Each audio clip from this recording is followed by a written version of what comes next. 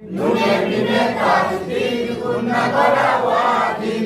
আরেকবার বলেন, নুনের মিমে তাসদীদ গুণনা করা ওয়াজিব।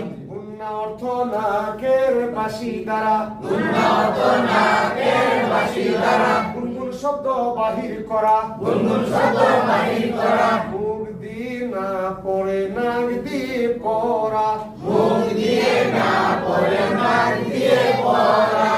অন্যান্য অক্ষর নাক দিয়ে হয় না, এই দুইটা অক্ষর নাকের বাঁশির ভিতরে একারি পরিমাণ গুনগুন শব্দ করতে হবে। মৌমাছির মতন যেরকম একটা গুনগুন একটা শব্দ হয়, যেমন হ্যাঁ আ লাগবে নুনের সাথে আন, এরকম একটা গুনগুন নাকের বাঁশির ভিতরে কি হবে, একটা শব্দ হবে। যেরকম মৌমাছি একটা গুনগুন এরকম একটা আওয়াজ করে, এরকম একটা আওয়াজ হবে নাকের বাঁশির ভিতর। কি কথা ঠিক আছে? যেমন আ লাগবে নুনের সাথে আন, আ লাগবে নুনের সাথে আন,